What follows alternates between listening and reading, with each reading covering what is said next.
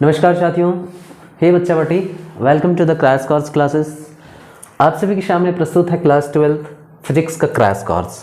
Crash course आपको कम समय में बेहतर रिजल्ट देने के लिए हम सभी मिलकर के लाए हैं मिशन मंजिल पे।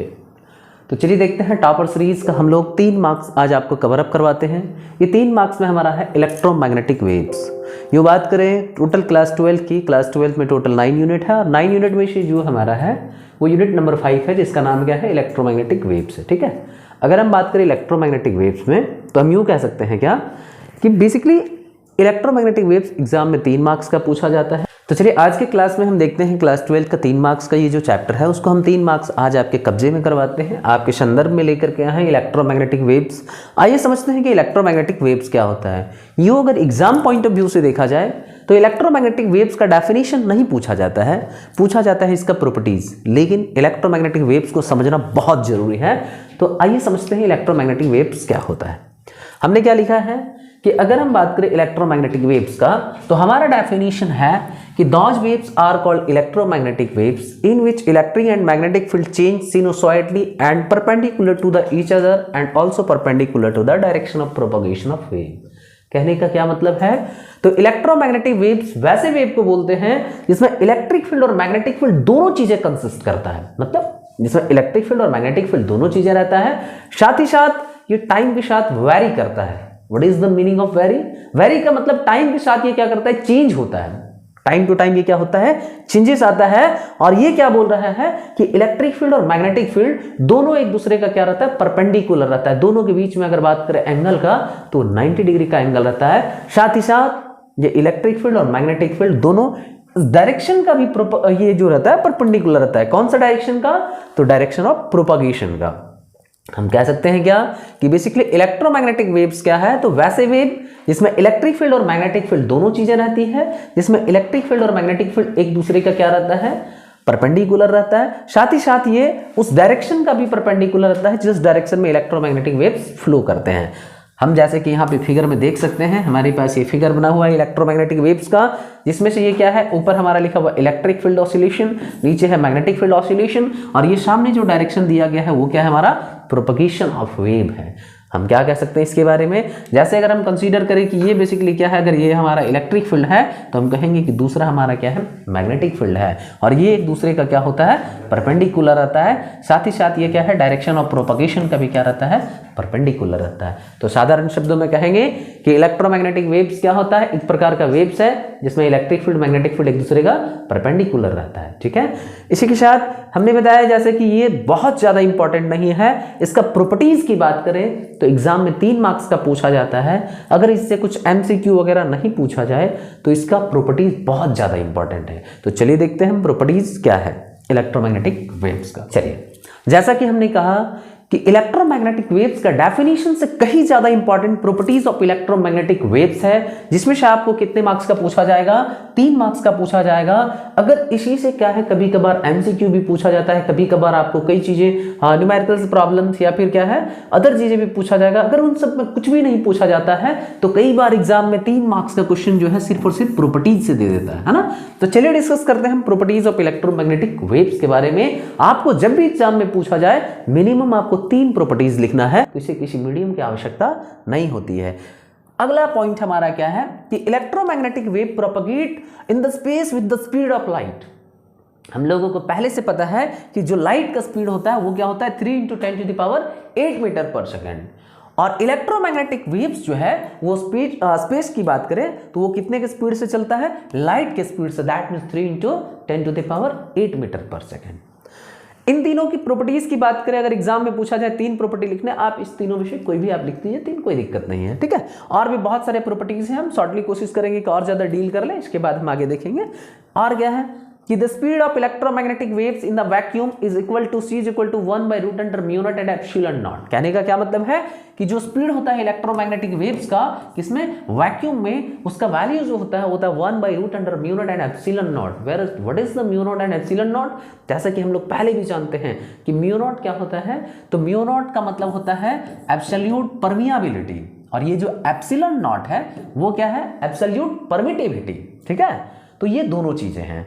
तो हम क्या कर सकते हैं, इसको भी ऐड कर सकते हैं प्रॉपर्टीज में। एक और प्रॉपर्टीज है कि speed of the electromagnetic waves in a medium is equal to v is equal to 1 by mu ई।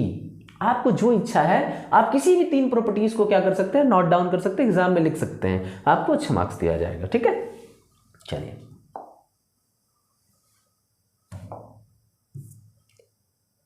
हाँ, और भी बहुत सारे प्रॉपर्टीज है। अब हम आते हैं अगले प्रॉपर्टीज पे, और अगला जो प्रॉपर्टीज है वो क्या है कि the momentum of the electromagnetic wave is given by p is equal to u by c। यहाँ पे क्या है वो p is equal to u by c। What is u and what is c? p का मतलब है momentum, u का मतलब होता है टोटल एनर्जी एंड c का मतलब होता है स्पीड ऑफ लाइट। ठीक है, इसके बाद क्या है कि it consist time varying electric field and magnetic field mutually perpendicular to each other. It consist का मतलब है कि जो इलेक्ट्रोमैग्नेटिक वेव्स रहता है, इलेक्ट्रोमैग्नेटिक वेव्स दोनों चीजों को रखता है। किसको किसको? इलेक्ट्रिक फील्ड को भी और मैग्नेटिक फील्ड को भी। और जैसे कि हमने पहले डेफिनेशन में भी बताया कि ये दोनों एक दूसरे का क्या रहता है, म्यूचुअली परपेंडिकुलर रहता है। अगला है कि speed is equal to the ratio of amplitude of electric field and amplitude of the magnetic field in the electromagnetic waves. मतलब हम अगर बात करें बेसिकली क्या कि जो स्पीड होता है, स्पीड का रेशियो वो क्या होता है, एम्पलीट्यूड ऑफ इलेक्ट्रिक फील्ड और मैग्नेटिक फील्ड दोनों के रेशियो का क्या होता है, बराबर होता है। अगर आपको ये चीजें टफ लगे तो आप पीछे प्रीवियस में से किसी भी 3 चीजों को लिख सकते हैं। नेक्स्ट है हमारा electromagnetic waves are reflected and refracted. That means कि इलेक्ट्रोमैग्नेटिक वेव्स जो होता है वो दोनों फेनोमेना को डिजर्व करता है। दैट मीन्स ये रिफ्लेक्शन भी शो करता है और ये रिफ्रैक्शन भी शो करता है। इसके बाद हमने बताया कि इलेक्ट्रोमैग्नेटिक वेव्स क्या करता है, प्रिंसिपल ऑफ सुपरपोजिशन को फॉलो करता है। What is the principle of superposition? जैसे कि ऑप्टिक्स में आप लोगों को बताया जाएगा बेसिकली कि क्या होता है कि कई बार क्या होता है ना, जब same coherent source of light होता है वो क्या होता है, कुछ दूर जाने के बाद ना एक दूसरे क्या होता है, सुपर इम्पोज हो जाता है, मतलब मिक्स टुगेदर हो जाता है। ठीक है, तो ये क्या करता है, प्रिंसिपल ऑफ सुपरपोजिशन को फॉलो करता है। It does not reflect electric field and magnetic field. Since हमने पहले भी बताया कि बेसिकली इलेक्ट्रोमैग्नेटिक वेव्स दोनों फेनोमेनन सोर्स करता है, रिफ्लेक्शन और रिफ्रैक्शन। दैट मीन्स ये क्या करता है, ना ही रिफ्लेक्शन को क्या बोलते हैं, कह सकते हैं कि रिफ्लेक्ट करता है, ना ही इलेक्ट्रिक फील्ड को और ना ही मैग्नेटिक फील्ड को। ये किसी खास चीज पे जोर नहीं डालता है, क्योंकि इलेक्ट्रोमैग्नेटिक वेव्स का मतलब होता है रिफ्लेक्शन, ये electric field and magnetic field दोनों। ठीक है, चलिए देखते हैं नेक्स्ट हम एक इंपॉर्टेंट मुद्दे पे।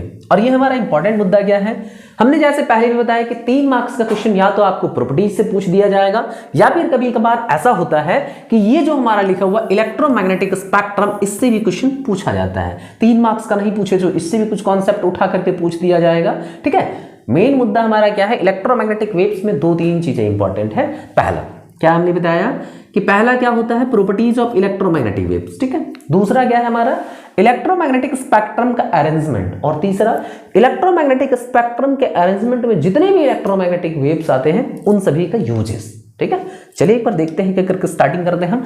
हमारा टॉपिक क्या है, इलेक्ट्रोमैग्नेटिक स्पेक्ट्रम। इलेक्ट्रोमैग्नेटिक स्पेक्ट्रम का क्या पर्पस है या क्या मीनिंग है, तो इलेक्ट्रोमैग्नेटिक स्पेक्ट्रम देखिए साफ शब्दों में लिखा हुआ है कि it is the arrangement of the electromagnetic waves in the sequence of their wavelength और frequency is called electromagnetic spectrum. मतलब इलेक्ट्रोमैग्नेटिक स्पेक्ट्रम क्या है कि जितनी भी इलेक्ट्रोमैग्नेटिक वेव्स है या तो उसके फ्रीक्वेंसी के आधार पर या फिर उसके वेवलेंथ के आधार पर उसको अरेंज करना एक सही सीक्वेंस में ही क्या कहलाता है, इलेक्ट्रोमैग्नेटिक स्पेक्ट्रम। जैसे हम अगर बात करें इलेक्ट्रोमैग्नेटिक वेव्स का, तो इलेक्ट्रोमैग्नेटिक वेव्स जो टोटल होते हैं वो बेसिकली कितने होते हैं, तो हर बात करें हम तो ये 7 इलेक्ट्रोमैग्नेटिक वेव्स होते हैं। कौन कौन सा, जैसे साइड में आपको दिखेगा, साइड में स्लाइड किया हुआ ये सामने जो फिगर लगा हुआ है, जैसे एक होता है रेडियो वेव, दूसरा है क्या है हमारा माइक्रोवेव, तीसरा क्या है इंफ्रारेड रे। इसके बाद ये क्या हो जाएगा, रेडियो वेव है, माइक्रोवेव है, इंफ्रारेड रे है। इसके बाद है विजिबल लाइट। ठीक है, विजिबल लाइट। इसके बाद क्या है, अल्ट्रावायलेट रे, एक्स रे और फिर क्या है, गामा रे। ये सभी क्या है बेसिकली, तो हम कह सकते हैं ये सारे इलेक्ट्रोमैग्नेटिक वेव्स हैं। तो जैसे भी हम बता दें आपको कि ये जो हमारा अरेंजमेंट है, यहाँ पे फिगर में आपको हम फिर से फिगर समझाएंगे, आप देख लीजिए, ये रेडियो वेव, माइक्रोवेव, इंफ्रारेड रे, विजिबल लाइट, अल्ट्रावायलेट रे, एक्सरे, गामा रे, ये जो सारा है ना, हम बेसिकली कह सकते हैं कुछ हमने इस प्रकार से इसको रिप्रेजेंट किया है कि रेडियो वेव की बात करें तो इसका जो वेवलेंथ होता है, अगर हम बात करें इसका वेवलेंथ का, तो ये जो वेवलेंथ होता है वो क्या होता है, रेडियो वेव का सबसे ज़्यादा होता है। उससे कम किसका होता है? माइक्रोवेव का। उससे कम इंफ्रारेड का, फिर विजिबल, फिर अल्ट्रावायलेट, एक्स और गामा रे का।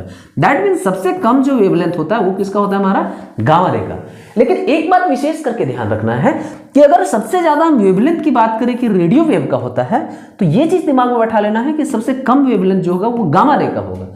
लेकिन अगर गामा रे का सबसे वेवलेंथ कम होता है तो इसका क्या ज्यादा होता है? इसका फ्रीक्वेंसी ज्यादा होता है। क्या ज्यादा होता है? फ्रीक्वेंसी। गामा रे का हमने बताया कि फ्रीक्वेंसी ज्यादा होता है। क्योंकि इसका फ्रीक्वेंसी ज्यादा होता है तो सबसे कम फ्रीक्वेंसी किसका होता है? रेडियो वेव का। तो हमने क्या समझा इस फिगर से? ये जो रिप्रेजेंटेशन है, जो हमने रिप्रेजेंट किया अलग अलग इलेक्ट्रोमैग्नेटिक वेव्स को उसके वेवलेंथ के आधार पे, जैसे इस प्रकार से अगर हम एरो डालें तो हम कह सकते हैं कि वेवलेंथ धीरे धीरे घट रहा है, और इस प्रकार से अगर हम एरो डालें तो कह सकते हैं कि वेवलेंथ धीरे धीरे क्या हो रहा है? बढ़ रहा है। ठीक है, तो ये जो हमारा बेसिकली क्या है? वो अरेंजमेंट है इलेक्ट्रोमैग्नेटिक वेव्स का, और इसी अरेंजमेंट का नाम क्या है? Electromagnetic spectrum. चलिए आपको एक फिगर से मुआयना कराते हैं। थोड़ा सा इस फिगर को नोटिस करिएगा। इस फिगर में बेसिकली क्या है ना, हमारे पास ये सभी इलेक्ट्रोमैग्नेटिक वेव्स है। जैसे देखिए फर्स्ट में क्या लिखा हुआ है ना? Long radio wave. Radio wave का काम बेसिकली ब्रॉडकास्टिंग, एयरक्राफ्ट और क्या हो रहा है? मरीन यूटीसी में यूज होता है, बेसिकली लिखा हुआ है। दूसरा क्या है ना, इसके बाद माइक्रोवेव, फिर क्या है हमारा? इंफ्रारेड रे, विजिबल लाइट, अल्ट्रावायलेट रे, एक्सरे और क्या है? Gamma ray. आपको यूं हम कह सकते हैं कि आप देखिए यहाँ पे सामने लिखा हुआ फ्रीक्वेंसी। फ्रीक्वेंसी क्या कहने का मतलब है कि आप जैसे देख रहे हैं कि ये एरो जिस प्रकार से धीरे धीरे क्या कर रहा है? डाउन टू अर्थ जा रहा है, ये डाउनवर्ड डायरेक्शन में जा रहा है, फ्रीक्वेंसी इंक्रीज कर रहा है। क्या कर रहा है? फ्रीक्वेंसी इंक्रीज कर रहा है। ठीक है, अगर हम यहाँ दूसरा एरो इस साइड से दे, इस प्रकार से कह सकते हैं कि ये वेवलेंथ जो है वो क्या कर रहा है? इंक्रीज कर रहा है। इस टोटल कहने का क्या मतलब है? हम आपको साफ शब्दों में समझा दें कि हम कहना क्या चाह रहे हैं। हम साधारण शब्दों में यही कहना चाहेंगे कि टोटल इलेक्ट्रोमैग्नेटिक वेव्स जो है, एक देखिए क्या है हमारा? एक ये है रेडियो वेव, दूसरा है माइक्रोवेव, ये क्या है? इंफ्रारेड रे, विजिबल लाइट, अल्ट्रावायलेट रे, एक्सरे और ये क्या है? Gamma ray. ठीक है, ये हमारा सात है। इन सातों में बात करें अगर हम लोग, तो सबसे ज्यादा जो वेवलेंथ रहता है वो किसका रहता है? तो रेडियो वेव का। इसके बाद सबसे कम वेवलेंथ किसका रहता है? तो गामा रे का। और अगर फ्रीक्वेंसी के अकॉर्डिंग देखा जाए तो सबसे ज्यादा फ्रीक्वेंसी किसका रहता है? गामा रे का। और सबसे कम फ्रीक्वेंसी किसका रहता है? रेडियो वेव का, जैसा कि पहले भी हमने समझाया।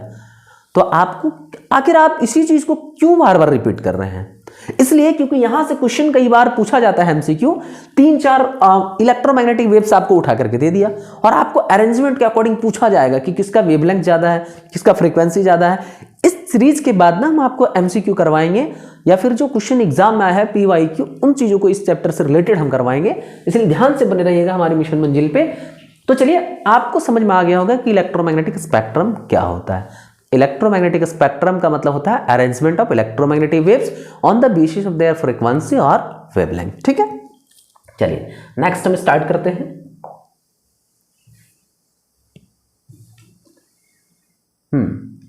जैसे ये हमारा सामने क्या है, अभी जो आपके सामने दिख रहा होगा, ये बेसिकली क्या रिप्रेजेंट कर रहा है? पीछे जो फिगर है ना, उसके हिसाब से बोल रहा है कि gamma ray has highest frequency, radio wave has lowest frequency.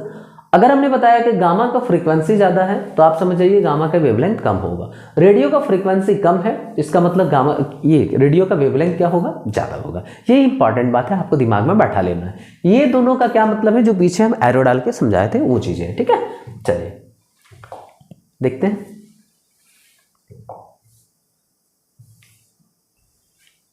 हाँ चलिए, जैसे कि हमने पहले बताया क्या कि हमारा इस चैप्टर में 2-3 चीजें इंपॉर्टेंट है, और अब हम आ गए हैं वो तीसरा इंपॉर्टेंट चीजों पे। सिर्फ इसी 3 चीजों पे फोकस करेंगे जो 3 मार्क्स हमको 100% गारंटी है दिलवाएगी। जैसे पहला क्या बताया हमने? Properties of electromagnetic waves. दूसरा क्या है? Arrangement of electromagnetic waves, that means electromagnetic spectrum. और तीसरा हमारा क्या है? Uses of electromagnetic waves. जैसे कि हम सभी जानते हैं कि 7 इलेक्ट्रोमैग्नेटिक वेव्स होते हैं। चलिए एक एक करके सबका यूजेस देखते हैं, है ना। सबसे पहले हमारे पास क्या है? Radio wave. सोर्स की बात करें तो सोर्स हम एक बार पढ़ देते हैं, हालांकि इसका पूछा नहीं जाता है सोर्स, ज्यादातर इसका यूजेस पूछा जाता है। ठीक है, ये फ्रीक्वेंसी रेंज और वेवलेंथ रेंज की बात करें तो ये फिक्स है, कभी कभार एमसीक्यू में पूछा जाता है, तो आप इसको देख लीजिएगा, माइंड में सेटअप कर लीजिएगा। ठीक है, चलिए हम देखते हैं। सोर्स की बात करें इलेक्ट्रोमैग्नेटिक वेव्स का, तो as we know that electromagnetic waves जो है क्या है? एक्सेलरेटेड चार्ज से प्रोड्यूस होता है। और रेडियो वेव क्या है? हमारा एक प्रकार का इलेक्ट्रोमैग्नेटिक वेव है। तो हमने क्या लिखा है, इसका सोर्स क्या है, it is produced by the acceleration motion of the charge in the conducting wire. किसी भी कंडक्टिंग वायर की बात करें तो किसी भी कंडक्टिंग वायर में जो बेसिकली क्या करता है, इलेक्ट्रॉन जब एक जगह से दूसरी जगह क्या करता है, मूव करता है, तो उसके मूवमेंट के कारण या उसके एक्सेलरेशन के कारण क्या होता है, बेसिकली रेडियो वेव प्रोड्यूस होता है। क्या प्रोड्यूस होता है, रेडियो वेव। पहले भी हमने कहा कि इसका सोर्स ज्यादा इंपॉर्टेंट नहीं है, ज्यादा इंपॉर्टेंट है तो इसका यूजेस। चलिए देखते हैं यूजेस क्या है। अब मेनली एग्जाम में दो यूजेस पूछा जाता है, किसी भी दो इलेक्ट्रोमैग्नेटिक वेव्स को दो डालना है आपको। तो बेसिकली क्या है ना, आप इसमें से सारा कंबाइन किया हुआ है कि it is mainly used in the radio, TV and the other communication system. Radio wave की बात करें तो रेडियो वेव का यूज जो होता है वो क्या होता है, रेडियो में होता है, टीवी में होता है या फिर दूसरे कम्युनिकेशन सिस्टम में होता है। अगर पूछा जाए ऐसा कि सर ये अगर हम कहें कि रेडियो, टीवी और अदर कम्युनिकेशन सिस्टम का क्या मतलब है, तो रेडियो, टीवी भी एक प्रकार का कम्युनिकेशन सिस्टम है। कम्युनिकेशन सिस्टम वैसे सिस्टम होते हैं जहां पे हमारा मैसेज या इंफॉर्मेशन को एक प्लेस से दूसरे प्लेस पे पहुंचा जाए। जैसे we can consider the phone, mobile phone. अगर हम फोन की बात करें तो हमारे पास जो भी इंफॉर्मेशन रहता है हम सामने वाले को कॉल करके बता देते हैं। वो कैसे होता है, तो कम्युनिकेट करके। इसका मतलब वो क्या है, एक प्रकार का कम्युनिकेशन डिवाइस है। और ये जो सिस्टम इसमें पूरा काम कर रहा है, किस प्रकार से हमारे पास का इंफॉर्मेशन किसी और के पास पहुंच जा रहा है, वो सिस्टम को कम्युनिकेशन सिस्टम कहते हैं। उसके अंतर्गत क्या आता है, रेडियो, टीवी, टेलीफोन, एटीसी, है ना। तो बेसिकली क्या है रेडियो वेव का यूज, तो रेडियो, टीवी और अदर कम्युनिकेशन सिस्टम में, ठीक है। दूसरा हमारा क्या है, माइक्रोवेव्स। माइक्रोवेव्स का क्वेश्चन हम लोग ज्यादातर देखते हैं, पीवाईक्यू में दिखता है कि एग्जाम में पूछा जाता है। माइक्रोवेव का सोर्स की बात करें तो लिखा हुआ है it is produced by the oscillated या फिर ऑसिलेटिंग इलेक्ट्रॉन और special type of the vacuum tube like the klystron and the magnetron. कहने का क्या मतलब है कि ये जो हमारा माइक्रोवेव होता है, माइक्रोवेव कैसे प्रोड्यूस होता है, तो ऑसिलेटिंग इलेक्ट्रॉन के कारण, मतलब इलेक्ट्रॉन के ऑसिलेशन के कारण, या फिर कह सकते हैं किसी special type of vacuum tube के कारण, जिसका क्या है, क्लाइस्ट्रॉन या मैग्नेट्रॉन नाम है, ठीक है। यूजेस ऑफ द माइक्रोवेव्स, पहले भी हमने बताया कि सोर्स से ज्यादा इंपॉर्टेंट हमारे लिए हमारा क्या है, यूजेस है। चलिए यूजेस को देखते हैं। It is use in a radar system for aircraft navigation. हम लोग जानते हैं कि बेसिकली क्या होता है, एयरप्लेन क्या करता है, एयर में क्या करता है, एक प्लेस से दूसरे प्लेस से क्या होता है, वो ट्रांसफर होता है, जाता है, ठीक है। तो एयरक्राफ्ट नेविगेशन होता है। जैसे कई बार दिशा डायरेक्शन को देखने के लिए हम लोग जो वेव यूज होता है वहां पे, वो कौन सा वेव होता है, माइक्रोवेव। दूसरा क्या है, it is use for the atomic and the molecular research. मतलब एटम या मॉलिक्यूल का रिसर्च में बेसिकली किस चीज का यूज होता है, माइक्रोवेव का, ठीक है। तीसरा क्या है, it is use in the microwave oven for cooking food. Microwave की बात करें तो माइक्रोवेव ओवन का यूज होता है ना, खाना बनाने के लिए। आज के टाइम में हम लोग देख रहे हैं कि हमारा जीवन कहीं ना कहीं बहुत सरल चाह रहा है। सारे व्यक्ति को देख लीजिए तो क्या है ना, कई बार खाना बनाने के लिए एक ओवन का यूज होता है, और वो जो ओवन रहता है वो क्या होता है, माइक्रोवेव ओवन रहता है, मतलब वो इलेक्ट्रिसिटी से होता है। तो खाना बनाने के लिए भी क्या होता है, बेसिकली माइक्रोवेव का यूज होता है, ठीक है। चलिए नेक्स्ट देखते हैं हम।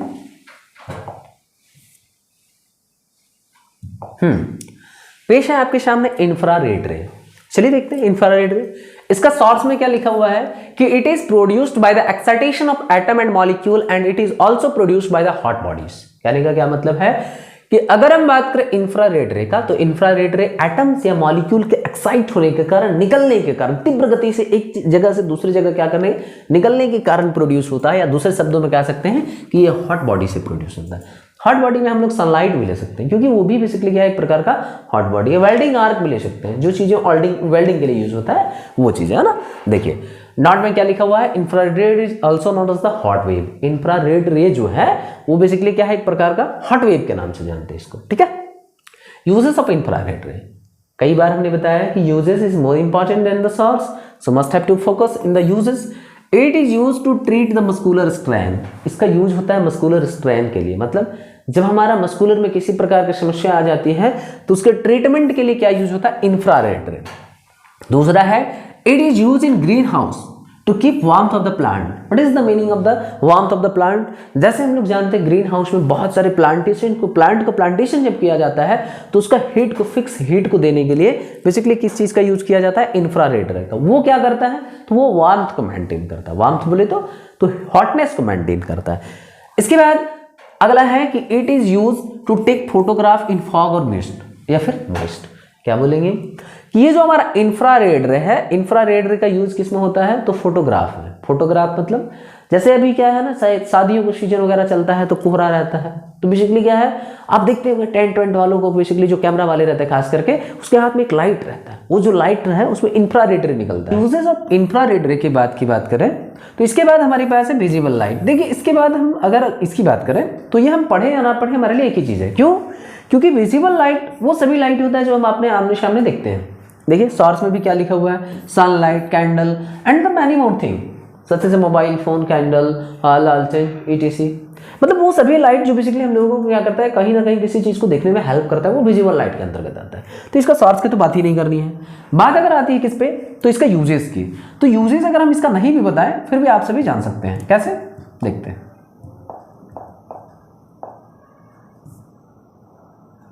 देखिए यूजेस की बात करें, देखिए क्या लिखा हुआ है यूजेस ऑफ विजिबल लाइट में कि it is use in the sensation of site in the human being.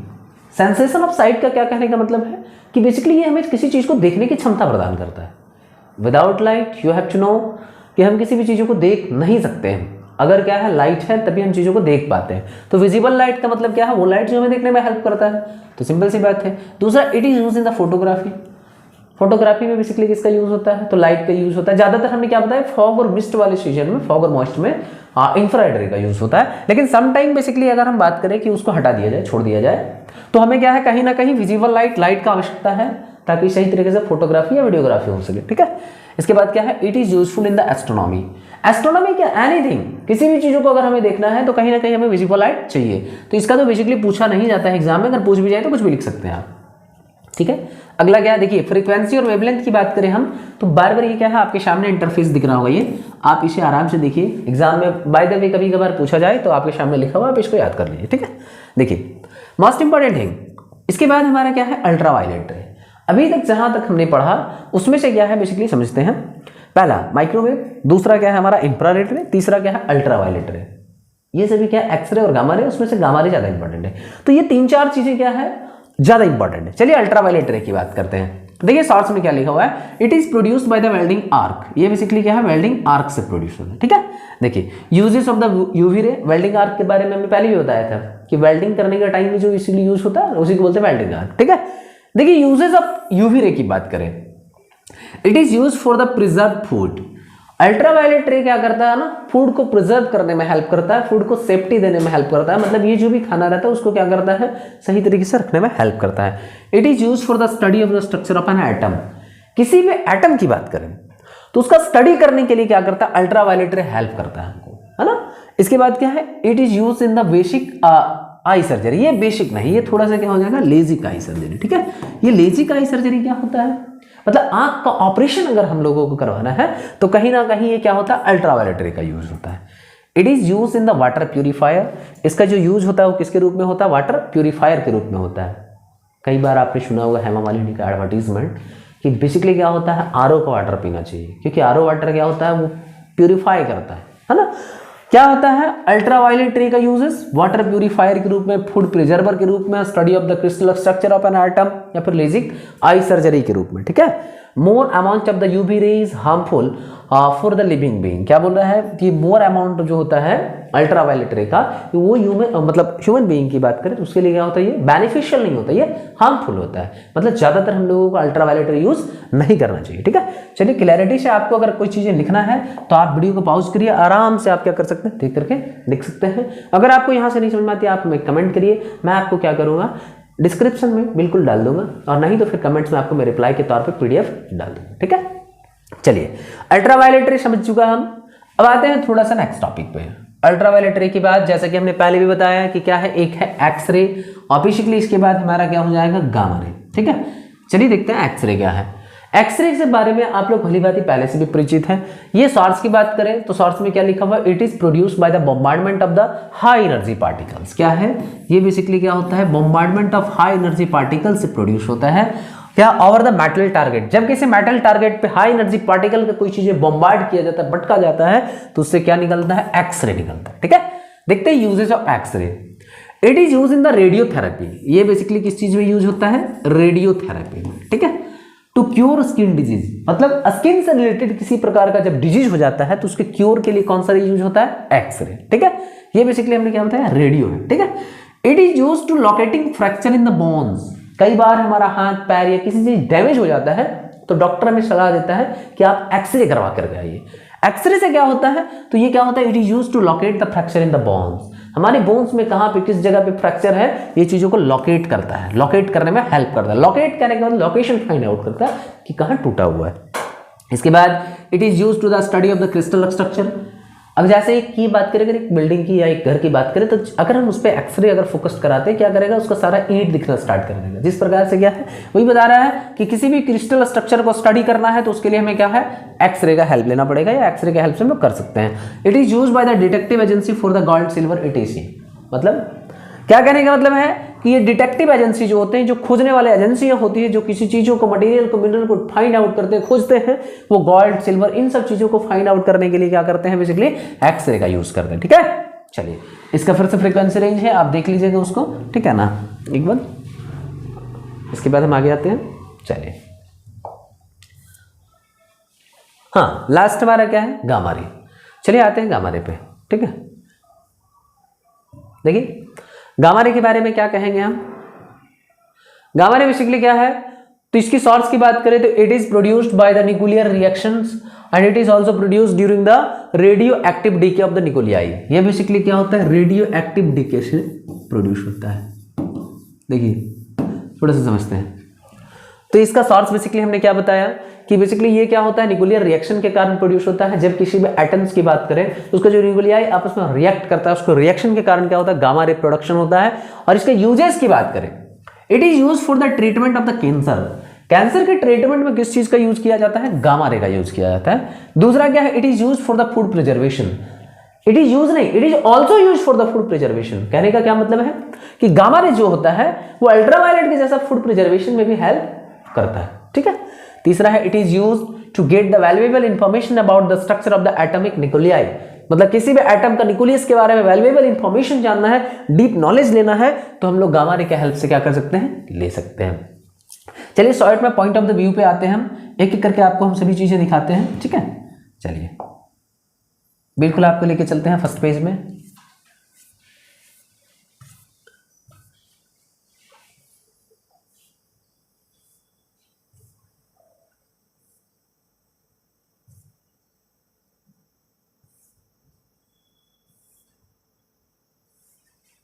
हाँ बच्चा बाटी, बेसिकली ये हमारा क्या है, इलेक्ट्रोमैग्नेटिक वेव्स है। आप एक बार इसको क्या करिए, देख लीजिए। लिखना है तो आप रोक करके इसको लिख सकते हैं, मैं इसको सीधा स्लाइड करता हूं। ये है